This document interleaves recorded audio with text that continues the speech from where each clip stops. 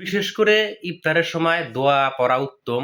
কারণ সেই সময় আল্লাহ তাআলা দোয়া কবুল করে বা ইফতার সহ যদি আমরা দোয়া পড়ি, দোয়া পড়লে ইফতারের যে নিয়ামত সেটা আল্লাহ আমাদেরকে দিবে এবং হাদিস মোতাবেক সেই সময় বিভিন্ন ধরনের দোয়া পড়া উত্তম। আর এটাই আমরা যাতে করি আরকি ইনশাআল্লাহ। আসসালামু আলাইকুম প্রিয় বন্ধুরা, আশা করি সবাই ভালো আছেন। আলহামদুলিল্লাহ আমি অনেক ভালো আছি। তো আজকে রমজান বা রোজা সম্পর্কে কিছু আলোচনা করব। তো কথা হইলো যে ইফতারের সময় আমরা পুরুষ মানুষ যারা, যুবক যারা বিশেষ করে বা বিভিন্ন ধরনের পর্যায়ের মানুষই ইফতারের সময় আমাদের বাজারঘাটে বেশি হয়ে যায়। তো দেখেন ইফতারের সময় মানে যে গাবাসি বা যা আলোচনা করা হয় সেটা কতটুকু গ্রহণযোগ্য বা গুরুত্বপূর্ণ এইটুকু একটু আলোচনা করি।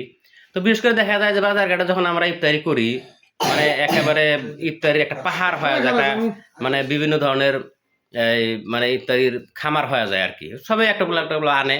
আইনা এগুলা নিয়ে আলোচনা হয়, বিশেষ করে কি টেস্ট হবে, কোনটা কখন দেওয়া যাবে, কি ধরনের মানে খাবে, কার কত জুতি বা কেউ আচার দিলে চুকা লাগবে, পরে তামুল খাইতে পারবো না। তো এগুলো আলোচনা কোনো গুরুত্ব নাই।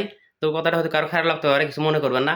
আসল কথা হলো যে ইফতারি যে এত ইফতারি পাহাড় হয়ে যায়, ইফতারি খামাল হয়ে যায়, সেই সময় খাইতে কারো হাগার অবস্থা হয়ে যায়, তাও খাওয়া বাদ দেয় না। তো এগুলো আলোচনা করার উদ্দেশ্য হলো যে ওই সময় মানে বিশেষ করে ইফতারি কম খাওয়াটা বেশি ভালো আরকি।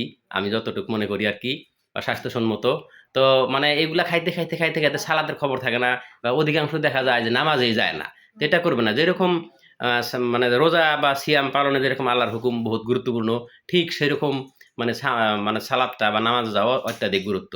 তো বেশিরভাগ সময় এই জিনিসটা দেখা যায় যে মানে ইফতার খাইতে মানে অনেক সময় দেখা যায় যদিও কেউ নামাজে যায়, বহুত দেরি হয়ে যায় বা বহুত লেট করে যায়, জামাত পায় না। এই জিনিসটা করা যাবে না। কারণ সিয়ামও গুরুত্বপূর্ণ, তার থেকে অধিক গুরুত্বপূর্ণ হইল ফরজ সালাত। তো আমরা ইনশাআল্লাহ বন্ধু-বান্ধব যারা আছি আমরা ইফতার করতে এই পরিবেশটা করব না। তো ইনশাআল্লাহ যাতে মানে সময় মতো যতটুকু প্রয়োজন খেয়ে নিলাম। তারপরে আস্তে আমরা মানে মাগরিবের যে সালাত সেটা চলে যাব। তো যাই হোক, রমজানের এই আলোচনাটা করলাম।